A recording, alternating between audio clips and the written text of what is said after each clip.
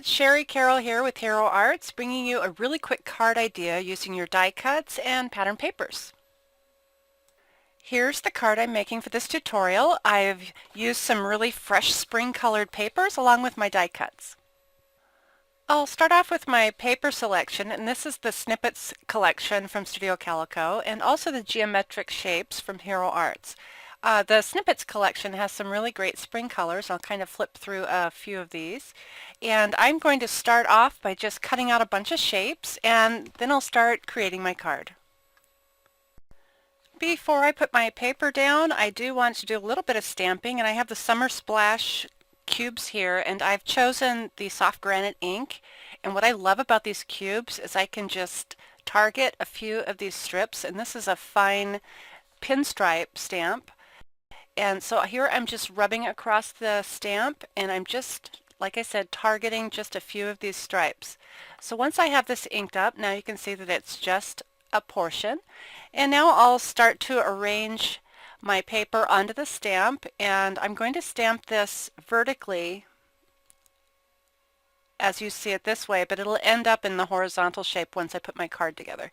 I don't have a piece of paper right handy, so I'm just using a paper towel just to go ahead and press my paper into the stamp, and I can also kind of clean up the stamp while I'm at it.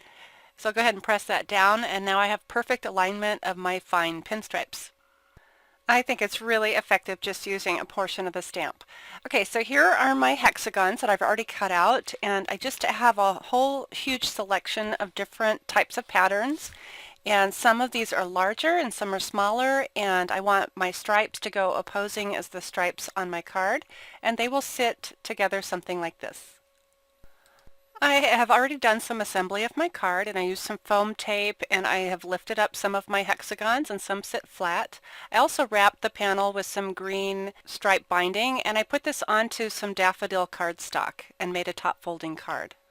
So next I want to add some words by using my uppercase alphabet die set from Hero Arts, and this is the fancy die set, and it's a full alphabet plus some punctuation. And I've already cut out onto white cardstock my H and my I, and here I'm using the Zig glue pen to attach these to the card. I love to use this glue pen because I can add the smallest amount of glue just by tapping it onto my letter, and it just leaves little dots of glue, and it doesn't overflow once you put this onto your card. If you get a little heavy, you can wipe it off.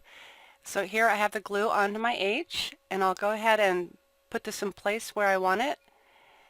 And you still have time to play. It doesn't dry really quick, but it does dry quick enough. And so now I'm just adding some of the glue to my eye, and I can go ahead and align this, and I have a really quick little card already done. To finish things off, I added a few pearls just at the top, and one in the center and one on the bottom. And here's another close-up of how the different heights of hexagons really works for this card.